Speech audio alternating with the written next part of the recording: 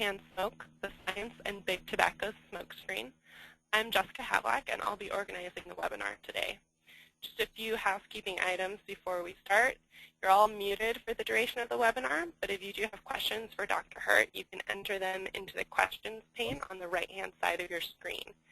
During the webinar, I'll be sifting through these questions and will pose as many of them as possible to Dr. Hurt at the end of the webinar. The webinar is also being recorded, and it will be archived on our website later at www.globalbridges.org.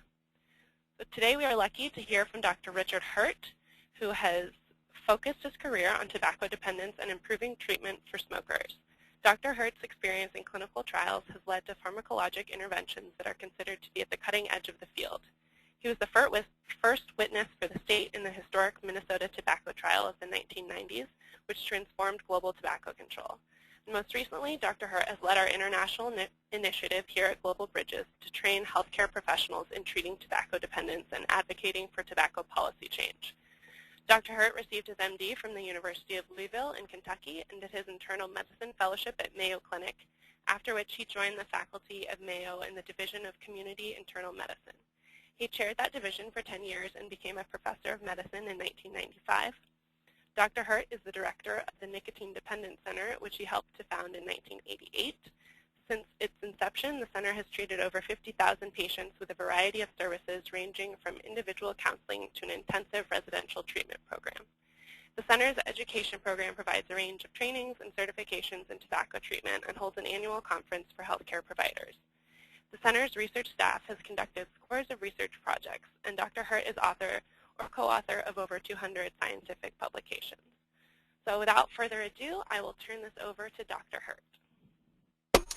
Thank you, Jessica. Welcome to everyone. Before we get started on the talk, I want to give you just a brief update about Global Bridges and some of the activities that we've been doing. So this slide shows that since April of 2011, our regional partners in the Middle East, Latin America, and Africa have trained scores, I mean literally over 1,500 healthcare professionals from over 53 countries with a large number of person hours of training, in which ultimately reaches thousands of patients. We have also presented at NAC. Website is up and running. We now have over 700 members who have joined us via the website, and we have active ongoing collaborations with a wide range of groups. Attitude is one, TreatTobacco.net, Global Nurses Network, and so on. So in a very short period of time, I think we've made a real difference. And for the future, we're looking to go into Europe this year with educational activities. We're also developing a distance learning, so we'll have a web-based curriculum beginning later on this year. And then obviously looming out in the global arena is Asia and South Asia, and we're trying to figure out exactly how to go about that. So a lot of activity in a relatively short period of time, and I think we've made a lot of headway.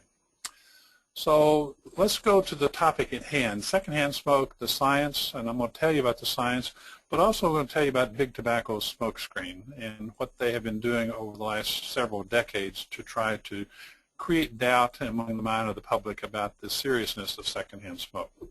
So the objectives for today's talk are to have you be able to name at least 4 toxic chemicals found in secondhand smoke. Understand that as little as 5 minutes of exposure to secondhand smoke can have an adverse effect on the arterial endothelium and cause serious endothelial dysfunction. Recognize that smoke-free workplace laws reduce the rates of acute myocardial infarction as well as a whole host of other things, but we'll focus on acute myocardial infarction. And then recognize Big Tobacco's tactic of creating doubt. In fact, there was a document that was in the Brown and Williamson collection many years ago, which said our product is doubt, because if we create doubt, we can create controversy. If we create controversy, we create more doubt. And I'll show you what they've been doing over the years through their own tobacco documents that were previously secret and released as a result of the Minnesota tobacco trial of 1998. So what are the things that the cigarette manufacturers hate more than all the rest? One is increase in price. Two is smoke-free workplace laws, and because those two public policies have serious effects on consumption. They reduce consumption in continuing smokers, they increase the chances of a smoker stopping, and they decrease the chances of your child or your grandchild ever starting to smoke. So to them, it's a bottom line issue that they really work very hard at trying to avoid. Their strategy, this is from a previously secret document from 1972, their strategy is really quite obvious because they have to defend themselves on all kinds of different fronts, litigation, politics, and public opinion, creating doubt about the health charge without actually denying. Now think about those words a second, creating doubt about the health charge without actually denying. That's what they've been doing for the last 60 years, and they continue to do it even today. The first study I'm going to show you was from Dr. Hiryama from Japan, and it was called the non-smoking why study. And on the left-hand side over here in the yellow is the lung cancer rates per 100,000 in women who were married to a non-smoker and were non-smokers themselves. Then the orange bar are women who were married to a smoker and there were non-smokers themselves. So you can see almost a doubling of the incidence of lung cancer. And obviously over on the right where the green is are women who were cigarette smokers who had the highest risk. Now this was the very first publication regarding secondhand smoke exposure and lung cancer. And the cigarette industry didn't like that at all. So they took out a campaign in which they really tried to discredit Dr. Hiryama. Here's what's now being said about tobacco smoke in the air. Before you believe half the story, get the whole story. And then they cite other people who worked for the tobacco companies who were trying to discredit Hiryama. That's what they were saying in public, but in private they were saying something totally different. Again, another previously secret document of a discussion between people within the industry. And they talk about Dr. Edekhofer, who was the scientific director in Germany, has committed himself to the position that Lee and Hiryama are correct and that Mantel and the Tobacco Institute are wrong.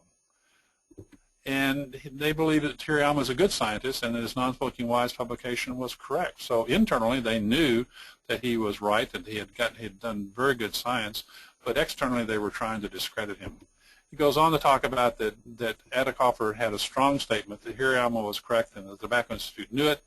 The Tobacco Institute published a statement about Hiryama knowing that the work was correct. I had the good fortune of seeing Dr. Hiryama in Paris at the time of the World Conference in 1994. And here he is standing in front of the La Défense in the new section of La Défense.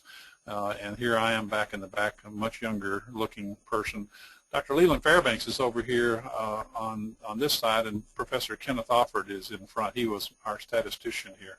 And down below, Judith Mackay has said that Dr. Hiryama was the grandfather of epidemiology in Asia, and he was an absolutely sterling scientist who the industry tried to discredit.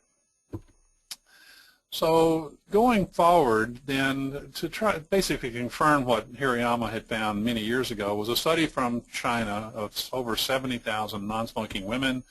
They had data on the secondhand smoke exposure from spouses, work, and early in life. And they calculated all-cause and specific cause mortality amongst this very large cohort. And those that had smoking spouses had an increase in all-cause mortality. And specifically, cardiovascular disease mortality was up by over 30%. And if they had smoking allowed at work, the increase in lung cancer mortality was over 79%. So almost a doubling of the odds ratio if there were smoking at work. So this basically confirmed in a very large cohort, a much larger cohort than Dr. Hiryama had, what he had found 2 decades before. The California EPA report of 2006 summarized what happens in the United States, the excess morbidity and mortality, low birth weight infants, preterm delivery, asthma, lower respiratory illnesses, otitis media. So when we teach the pediatricians and family physicians about this, we tell them that if you have a child with recurrent otitis media or difficult to control asthma, someone should be asking that parent, is anyone smoking around this child, because you can see over on the right-hand side, these are hundreds of thousands of cases that could be avoided if there was no secondhand smoke exposure. Then in adults, cardiac deaths are the big one, and lung cancer deaths, about 3,000 lung cancer deaths on an annual basis in non-smokers in the United States. So just to make the point about asthma exacerbations in children, here's a study now almost 20 years old of around 200 children with asthma, and they had not only parental report of secondhand smoke exposure, but they had cotinine. Cotinine is a metabolite of nicotine, and for these three levels, this was no secondhand smoke exposure, this is mother or others who smoke around the child, and this is mother and others who smoke. So the cotinine concentration really reflects the amount of smoking going on around the child. And with that, there was an increase in the acute exacerbations of asthma with exposure, whether it be by parental report, 1.8 versus 1.7 if it's only by cotinine, and the FEV1 also went down in those who had more exposure. Graphically, the cotinine concentration looks like this, with no reported exposure, mother or other smoke, mother and other smoke over here showing higher exposure, and the rate of asthma exacerbations basically mirrored that. Well, the industry knew about this too, and this is from a laboratory in Cologne, which was run by Philip Morris, and they wanted to know if there was a difference between inhaling secondhand smoke from either the side stream, which was off the tip of the cigarette, or mainstream, which would be the smoke that was coming through the cigarette, inhaled and then exhaled. So they put rats in a little chamber to see what would happen to them. The rats resisted getting into the exposure tubes and struggled once in there because they knew they were going to get a really big dose of secondhand or side stream or mainstream smoke, and the ones that were in the side stream group reacted more vigorously. So they were interested in knowing if side stream smoke was more hazardous than mainstream smoke, and that's what the purpose of this research was. And they go on to talk about the rats with the side stream group had shaggy fur, pronounced respiratory symptoms characterized by whistling, rattling. In medical terms, we call that wheezing and rhonchi. And the ones that had side stream smoke died spontaneously more often than those in the mainstream group. And those that had the sham and the cage control had an increase in body weight, and those in the side stream group decreased to approximately 80% of their initial body weight. So what they found was that side stream smoke was actually more toxic than mainstream smoke. Regardless, both types of tobacco smoke are hazardous. Now, I'm going to shift gears and talk about the cardiovascular risk, and this is from Dr. Pahacek, who's at the CDC. And what this shows is a nonlinear dose response to exposure to tobacco smoke. Were it a linear dose response, it would go from the corner here basically as a straight line up. But what this shows is that at very low levels of exposure, there are toxic effects on the cardiovascular system, including platelets and endothelium. So there are no lower limits of secondhand smoke exposure that are known to be without some deleterious effects, specifically on the endothelium of the arterial structures. So you can see with secondhand smoke exposure, even minimal amounts, then there is harm. The relative risk of ischemic heart events are here. And once you get to the group who are smoking cigarettes, obviously then it becomes a more linear sort of response. So even brief exposure to secondhand smoke has an effect on the aortic function. This is a study from Greece.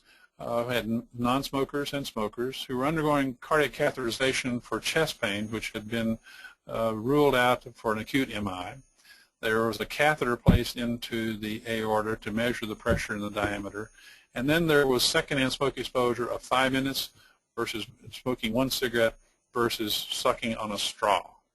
And what they found was there was a dramatic decrease in the aortic distensibility of 21% with 5 minutes of exposure, 27% of smoking one cigarette, and no change with sucking on a straw or sham smoking.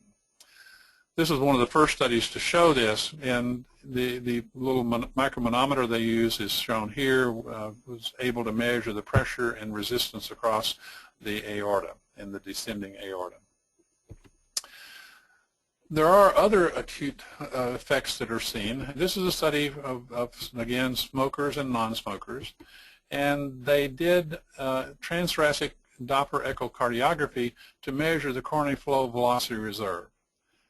And that is basically the fight or flight sort of reserve. And what they did was they did measures at baseline, and then they gave them adenosine triphosphate to basically cause vasodilatation, and the vasodilatation then evokes a response increasing the coronary flow velocity reserve. 30 minutes of exposure of secondhand smoke in a hospital smoking room, and what they found was there was an abrupt reduction in coronary flow velocity in the non-smokers.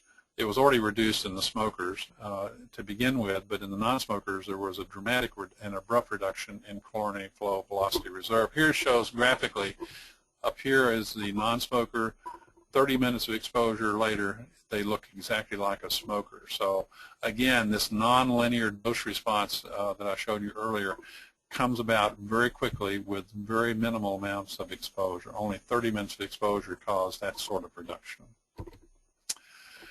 A bigger study showed in over almost 5,000 men who had been followed for 20 years, they had baseline tobacco use as well as serum cotinines on all of them, and they were classified as light secondhand smoke exposure or heavy exposure based on their serum cotinine concentration. So up to 14 nanograms per ml would be considered heavy exposure to secondhand smoke.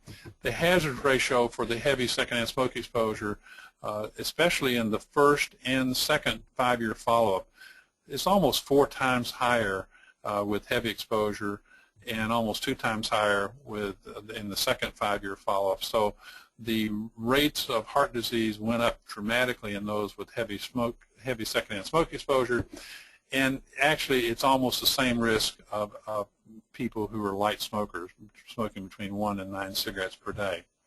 Graphically it looks like this. This is light secondhand smoke exposure on the bottom, and then heavy secondhand smoke exposure is here in blue, and then the light active smokers, 1 to 9 cigarettes per day, almost the same rate of heart disease in those with heavy secondhand smoke exposure compared to light active smoking. Now, we'll turn back again to some of the reports and some of the things the industry did. In 1992, the United States Environmental Protection Agency had been preparing for many years a risk assessment of secondhand smoke to determine if there was any risk to secondhand smoke exposure and to try to determine what the lower limits of that risk might be. They found that secondhand smoke is a group A carcinogen. It's known to cause cancer in human beings, just like arsenic, asbestos, benzene, radon, vinyl chloride.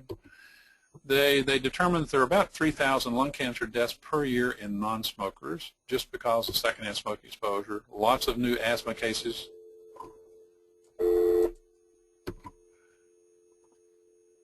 And lots of cases of bronchitis and pneumonia.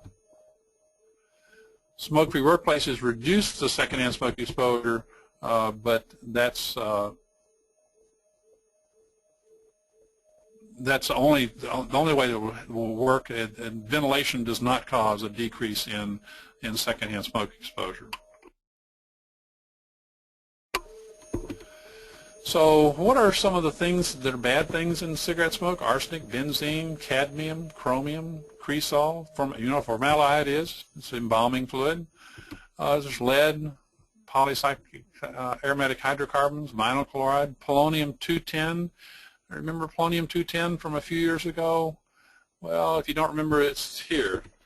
The former Russian spy who was poisoned by polonium in London, and here he is alive, and then here he is a few weeks later dying from radiation poisoning from polonium.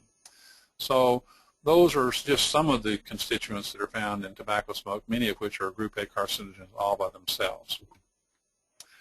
And so the industry didn't like what the EPA was going to report. And in fact, they call it environmental tobacco smoke. That's their term. We call it secondhand smoke.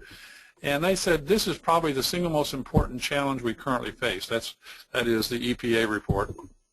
This will have a very direct and major impact on consumption, an impact which will be as bad or worse than excise tax increases. Again, the two things they hate more than all the rest are tax increases and smoke-free workplaces. And what did they try to do? Well, they tried to do what they call sand in the gears. And what that means is they were trying to slow down the environmental tobacco smoke risk assessment until they could get broader policy declarations out of the administration, capital A, not a red A. That's the administration on Pennsylvania Avenue in our White House, the president and the people around the president. They tried to stop it as best they could. And well, how do they do this? Well, here's a document, a previously secret document about Dr. Louis Sullivan. Dr. Sullivan was the Secretary of Health and Human Services, and in the early 1990s he proclaimed that secondhand smoke killed people, and he thought that there should be something done about it. Well, what they do is they get senators. In this case, the senator from North Carolina complained about his statements, and this position was further strengthened by a Howard Baker to Sununu call, indicating that Sununu was understanding of our situation. Now, the characters here: Senator Helms from North Carolina, a tobacco-growing state; Howard Baker, a former senator, a former chief of staff in the White House; and John Sununu is the current chief of staff in the White House. And so Howard Baker calls Sununu to tell him that they ought to put a lid on Dr. Sullivan, and that's how this works, and that's how the industry gets their way. Well, who is Howard Baker? Former senator from Tennessee, chief of staff in the Reagan White House, former chair of our board of trustees, but he also worked for the tobacco companies. He represented them in the Master Settlement Agreement discussions, but he also began to work for them in 1988 after he was off of the administration and out of the government. He began to work in them as a consultant. Well, he's not the only one. There's lots of consultants around the world that work for the tobacco companies. And in fact, we published this article several years ago now on the previously secret documents about what they do and how they do it. They know that smoke-free indoor air policies decrease consumption, but they created a global consultant program intended to influence public opinion on secondhand smoke, and they did this in practically every country in the world. The program was run by U.S. lawyers because they have expertise in both scientific and public affairs arenas. In fact, they proclaimed that this is all about public relations and getting the public to be on their side on this issue. It wasn't about science. It really was about public affairs and public relations. The consultants that they hired wrote articles and books for scientific and lay press. They presented at conferences. They lobbied political figures. They testified before legislative bodies all over the world. And this program began in the United States. Quickly they implemented it in Europe. They went into the Asia-Pacific region and into Latin America. So these are just some of the countries that we found documents from that they were in, they had their consultant program in. Here's one, I'll give you a couple of examples of some of the people in some of the regions. This is one from Hong Kong, and you can see here's a person from the Hong Kong University, Department of Community Medicine, Linda Koo, and several others that were consultants for them. And what they would do would be write articles. They would make public pronouncements and public statements. Here's one of them, and Dr. Koo has reported that diet independent of exposure appears to be associated with relatively high incidence of lung cancer among non-smoking Chinese women, something to cloud the issues and to create doubt about the health charge without actually denying it. And she reported that vegetables, meats, and fish that are smoked, salted, cured, or pickled are associated with an increased risk of lung cancer, while fresh versions of those foods are not. So something that was on the side of the tobacco companies, they would make this very well known to the press and to other sources so that they could mislead the public on the science. And she said that no significant association between secondhand smoke and lung cancer in this particular study. And then over in Europe, they had primary countries, France, Germany, Italy, Portugal, Spain, Sweden, in which research was being conducted and public relations is required. And they talk about the, quote, debate about passive smoking and how the anti-smoking lobby has created this issue and tried to smoke more on that, focus more on that than on the active smokers. So these are previously secret documents about what they knew, when they knew it, and what they did about it.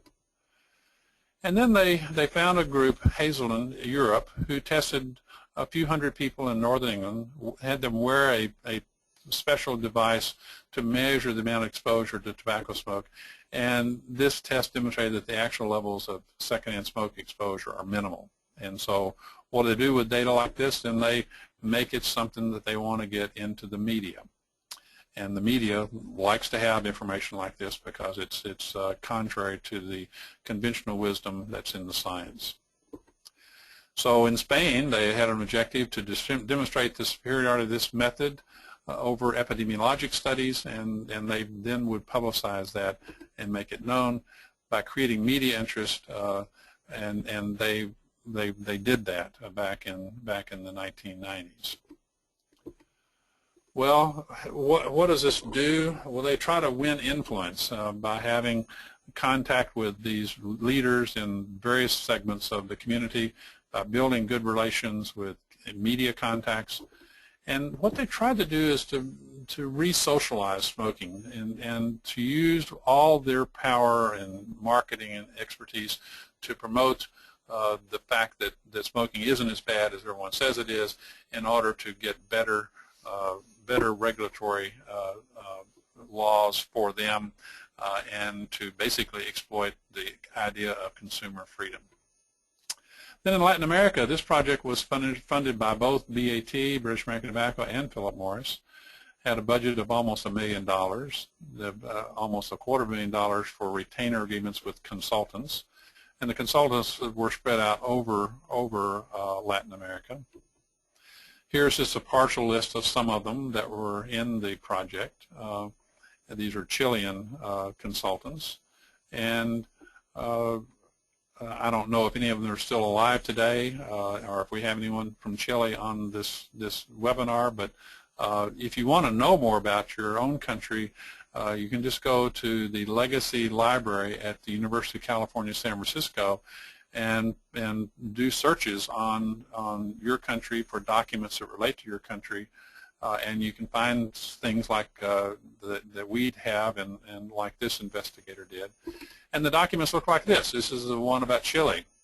They have retainer arrangements with this Dr. Gill and Lopez, and they expect for those dollars that they pay for him to respond to media articles misrepresenting the science or calling smoking restriction for scientifically unjustified reasons. So they would write things challenging conventional wisdom. And then prepare and place popular articles discussing indoor air quality concerns into various places, and to make presentations in opposition to such legislation for $20,000. Argentina, 20 years ago, were considering passing strong legislation to restrict smoking in public. They mounted a huge public opinion campaign to encourage President Menem to veto the legislation, and they enlisted the help of a cardiologist who was a personal friend of President Menem's, and Dr. Carlos Alvarez became that consultant for them. He was professor of medicine, head of the Institute of Clinical Cardiovascular in Buenos Aires. And here's a document that talks about this. They indicate that Dr. Alvarez played a very useful role in the larger industry efforts to defeat and then to convince President Menem to veto the smoke-free legislation. And his activities included conversations with senators and the president, as well as the president's brother, and so on. And he provided President Menem with a briefing package that they had prepared for him with a cover letter pointing out that these things do not have solid scientific basis, despite all the literature. And Covington & Burling is the law firm that headed up the consultants program, and Dr. Alvarez expects to be paid for his efforts in connection with the Argentine anti-smoking legislation, and he was paid quite well. And he says that his assumption is that the industry expects to compensate him, which he believes have these been of decisive importance, and I'm sure he was. Well, what impact does smoke-free laws have? There's a growing number. In fact, I don't think there's any debate anymore about the association. The first study was from Helena, Montana, which showed a decrease in admissions for acute myocardial infarction, dramatic reduction. And when they took the law down and allowed smoking again in workplaces, the heart attack rates went back up. This is now 8 years ago from the British Medical Journal. In Pueblo and El Paso counties in Colorado, the same thing was observed, a decrease in admissions for acute myocardial infarction in El Paso, but not so in the rest of the county. This was published. Scotland observed the same thing, a 19% decrease in admissions for acute coronary syndrome. This is in the New England Journal of Medicine now. In Bowling Green and Kent, Ohio, same sort of thing, almost a 50% reduction in admission after an ordinance was passed. This just shows graphically what happened in Pueblo City, and there's a reduction in heart attacks per 100,000 population where the smoke-free law was in place. Where the smoke-free law in the county was not in place, there was no change. And then adjoining county, El Paso County, there was no change during the time period, so showing a dramatic reduction in heart attacks admissions in a little town in Colorado. We did a similar study here that was published last year, and the study was to evaluate what happened in the incidence of myocardial infarction and sudden cardiac death in our county during the 18 months before and 18 months after the implementation of smoke-free workplace laws. We have the ability, though, to do something no one else is able to do. We have the Rochester Epidemiology Project, which is a project that's been going on for 40 years. We are able to calculate the incidence of disease in our county over time because we have a medical records linkage system that links and archives all medical records of virtually all persons residing in Olmsted County over time. So we have all the medical diagnoses of all people over time. And we identify them through any of these sources: outpatient, urgent care, emergency room, hospital contacts across all local medical providers, the main one of which is Mayo Clinic. So what we found is in the top bar here is the incidence of myocardial infarction before and after. This is before and after. And so what we found was that there was a 33% reduction in heart attacks from 18 months before to 18 months after the implementation of the smoke-free laws. In sudden cardiac death, we did not see a significant decrease, so there was a trend. So it was a 17% reduction in sudden cardiac death, but the p-value is only 0.13. We think if we had a bigger sample, we would probably have seen a reduction there as well, but that becomes part of the research. Nothing else seemed to change. High cholesterol remained the same over time. Hypertension remained the same over the time. Diabetes went up. Obesity went up. Smoking prevalence did go down, but it did not go down 33%. It went down about 17% over time. So we don't have any other reason to account for this other than the smoke-free laws. So we concluded that the smoke-free ordinances was associated with a 33% decrease in myocardial infarction, a 17% decrease in sudden cardiac death, which was not significant. And it's not explained by secular trends, by other interventions, or changes in known cardiovascular risk factors.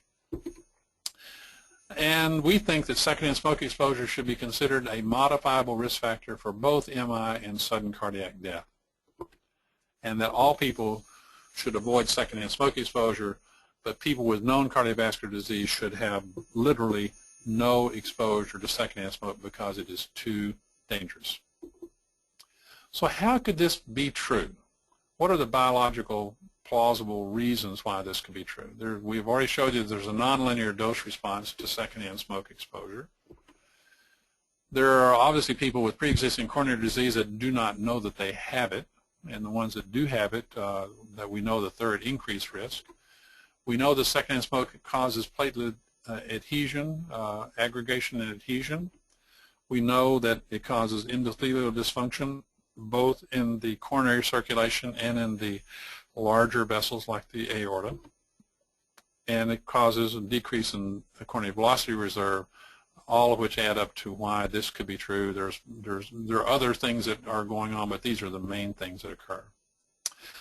Now, we're going to talk just a minute about smoking and how the industry has tried to fuzzy things up for restaurants and bars. And this is kind of what I would say the physics as understood by people in the industry and so on. So it's as if secondhand smoke doesn't penetrate the non-smoking section. The analogy I use is that it'd be kind of like having a swimming pool and having a sign on one end for the children. There's no peeing in this end, but it's okay to pee on the other end. Secondhand smoke obeys all the laws of physics. What that means is these particles are so energized that they can move into a space and establish equilibrium very quickly in the space of an enclosed space. So if you light a cigarette up on one side of a gymnasium, within just a few seconds you can smell the smoke on the other side of the gymnasium because that's how fast those particles move. So the industry has done a good job of making their position known, and they talk about it as choice and a combination. They say choice is something that everyone should have. People should be free to choose where they go to eat or not, and people should be able to choose whether or not they smoke in those places, and accommodate both smokers and non-smokers in the same place. They say these are two powerful and positive positions, and their spokespeople cannot say these words often enough. So when you're in a meeting and someone says this is a matter of choice, you can guarantee that they've been influenced by the tobacco industry at some point to say that. So what actually does happen when restaurants go smoke-free? Well, this is from Dr. Glantz at UCSF. They use sales tax data, and they had cities with smoke-free restaurant laws and cities and counties with smoke-free bars, and they matched them with others who had no such laws. And there was no difference in the retail sales in these establishments regardless. And these were hard data. These were hard data from sales tax data, not reports of restaurants going out of business or losing business. And the smoke-free bar ordinances had no effect on the fraction of those revenues going to eating and drinking places that serve liquor. So intuitively it makes sense. When you go out to eat at a restaurant, you're going there to eat, not to smoke. If you go to a bar, you're going to have the drink and not to smoke. So it makes sense. And there are many more non-smokers than there are smokers. And if you ask 100 smokers, are you offended by someone else's smoke, 46% will say yes. And if you ask 100 non-smokers if they do not like to be around secondhand smoke, almost 90% will say yes. So the vast majority of people do not want to be in places where smoking is allowed. And they've known this inside the industry for many years. They talk about the economic arguments being used to scare off smoking ban activities that were no longer working, if indeed they ever did. They had no credibility with the public, which isn't surprising when you consider that our dire predictions in the past rarely came true. So they knew the truth inside, even though they kept on saying that if you have smoke-free laws, restaurants and bars are going to lose business. Every time this has been studied objectively using objective data, there has been either no change in revenue or an increase in revenue for those places who go smoke-free, plus the fact that you didn't have people dropping dead or having heart attacks. Now, I'm going to end up with the Surgeon General's report from 2006 and the key findings there. Some of them we've known for a long time. This one shows that things are getting better in the United States where cotinine concentrations detectable in non-smokers has gone down in the previous 20 years or so. Secondhand smoke, we've known, causes premature deaths in children and adults, and that there's a risk in children of all of these things: SIDS, respiratory infections, ear infections, asthma. The second set of findings, this is one that was new for that particular Surgeon General report, that there are immediate adverse effects on the cardiovascular system, and that it causes heart disease and lung cancer. But the immediate effects are the ones I showed you earlier: 5 minutes of exposure causing endothelial dysfunction of the aorta, and 30 minutes of exposure causing coronary velocity reserve to go to that of a smoker. They determined again that there's no risk-free level of exposure, and that only way to do anything about this is to eliminate smoking indoors. Ventilation does not, separation does not, And in fact, ventilation, you'd have to have a ventilation system that had the power of the wind of a tornado in order to evacuate the smoke particles from an indoor area. Well, the industry typically responds by something that they want to try to discredit this report. Philip Morris says, we're studying the report. Reynolds says, this doesn't change our mind about it because we still think there are legitimate scientific questions concerning the reported risk of secondhand smoke. And this is kind of what their usual response is, trying to create doubt about the health charge without actually denying it. In fact, if people don't want to work around it, they don't have to work at that establishment. They can just go find a job someplace else. And finally, Judge Kessler, who was the judge in the Department of Justice case that came about and ended in 2006, where she found the tobacco industry, the cigarette manufacturers, to be guilty of violating the RICO, racketeering statutes of the United States. And this is just one of her many statements in her opinion about the industry. And this one focuses on secondhand smoke. And what they did was they had made promises to deceive the public into believing there's no risk associated with passive smoking, and the defendants would fund objective research to find definite answers. Instead, over the decades, they followed, defendants took steps to undermine independent research, to fund research design and control to generate industry favorable results, and to suppress adverse research results. So convicted racketeers and trying to deceive the public, they did it then, they're still trying to do it today all across the globe. So I'll end with this slide showing our grandchildren, because I think it's really important for us to think about the impact of what we're doing in helping people to stop smoking and advocating for policy change, making the place a better place to live for our children and our grandchildren. And we owe it to them. We have a moral and ethical obligation to protect them from all kinds of things, not the least of which are the cigarette manufacturers who have a product that is designed to addict them very early and very quickly, and it's also a product that will kill 60% of the current smokers if they do not stop smoking at some point. So I will end there, and Jessica, I'll let you come back and do what we're going to do next. Great. Thanks, Dr. Hurt. So we've got a few questions. Anyone else who's listening, if you have questions, feel free to submit them in the questions pane over on the right. We will start with a question from Carol Southard, who asks, why do you think the impact of secondhand smoke is rarely mentioned by environmentalists? That's a great question. I do not know. And, you know, and the other thing that environmentalists don't seem to pay much attention to is all the litter from cigarette butts, which are basically not biodegradable. And we know that in beaches where there are a lot of gulls and a lot of birds, if they ingest some of this stuff, they can die from it, either from choking or from just the toxicity of the what's left in the butt. I do not know why this is not more relevant to the environmentalist discussion. Carol, if you have an answer for that, just send us a note and tell us what it is. So now we have a question from Linda Freeman. She asks, what role does nicotine play in secondhand smoke as related to platelet aggregation? Nicotine probably does not play a role in platelet aggregation. In fact, nicotine probably is relatively non-toxic compared to the 7,000 other chemicals that are found in tobacco smoke. And we know that from a variety of things. The lung health study back many years ago provided nicotine gum for people who were stopping smoking in the lung health study. And even after 5 years of chronic use of nicotine gum, we couldn't find any increase in the rates of heart disease or heart attacks or stroke or other vascular effects. So pure nicotine probably doesn't have as bad of an effect as we have generally thought. And specifically, it's all the other bad stuff in tobacco smoke that causes the harm.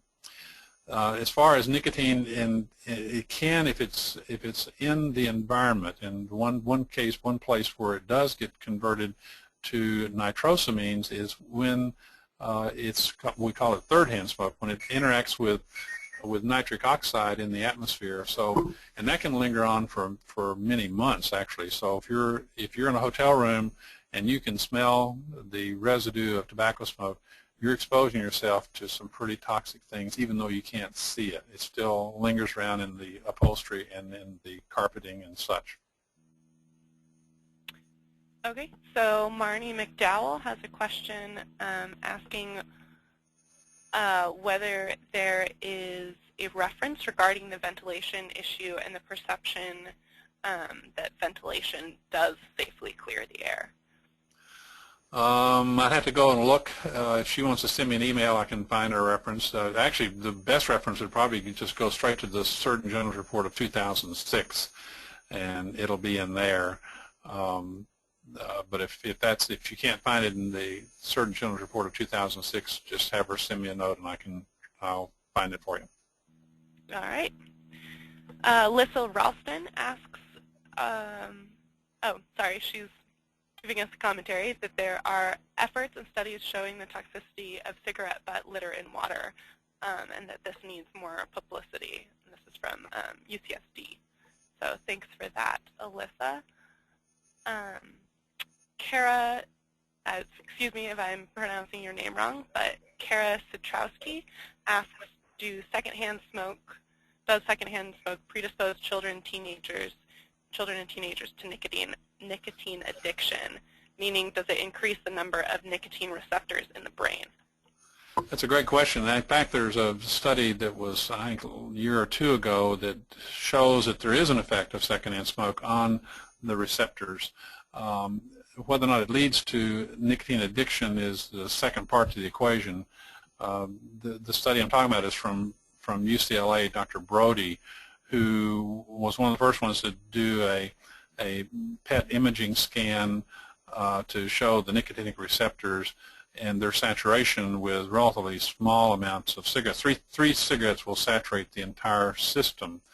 And he did a second study where he had the same sort of arrangement to be able to show the saturation of nicotinic receptors, and about 19% would be occupied by with as little as 3 cigarettes smoked in an enclosed space, and that would be the person who was the non-smoker inhaling the tobacco smoke. So there is an effect on the receptors. Whether or not it leads to addiction, that's, I think, still kind of there's some evidence that it may do that, but it's not as concrete as we'd like to see. All right, so I have a question myself, and that's about third-hand smoke. Can you tell us a little bit more about that and how wary we should be about rental cars that people have smoked in, or hotel rooms that you can smell that lingering smell even if they claim to be smoke-free?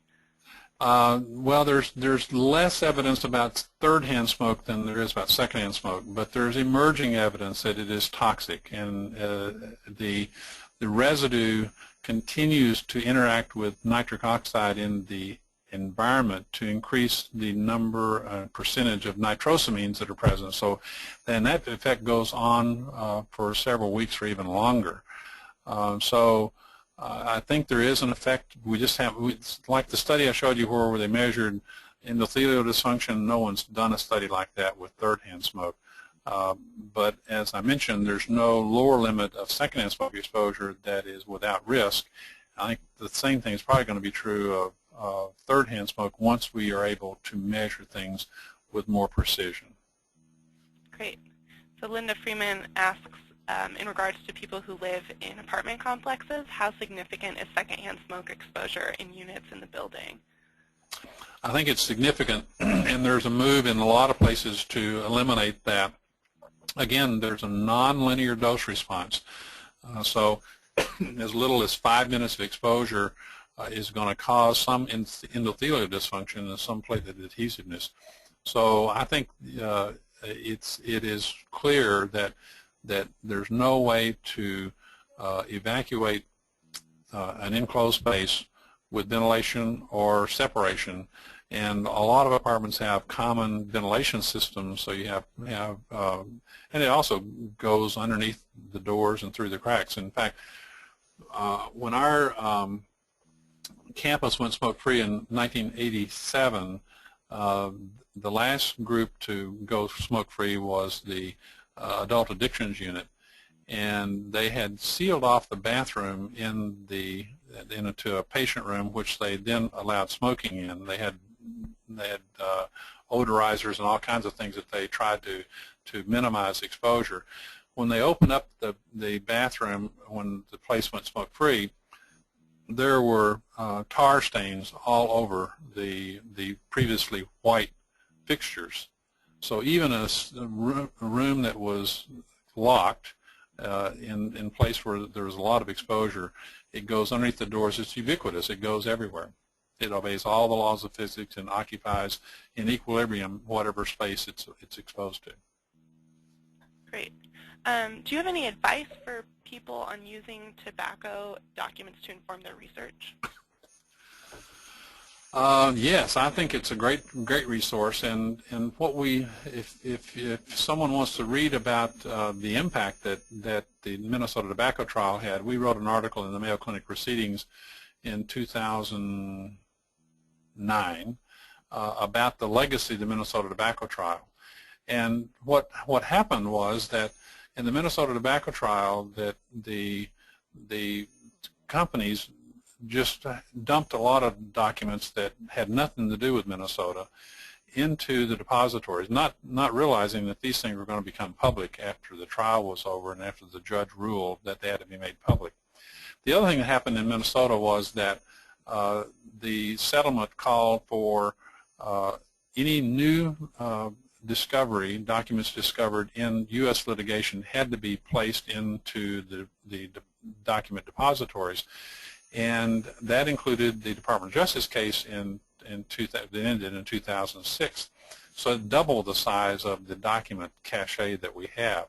All these documents are now online at University of California, San Francisco, and it's a relatively easy way to search there. Just actually put in a person's name or a country or topic, and you can literally see thousands, if not millions, of pages of documents that previously were secret.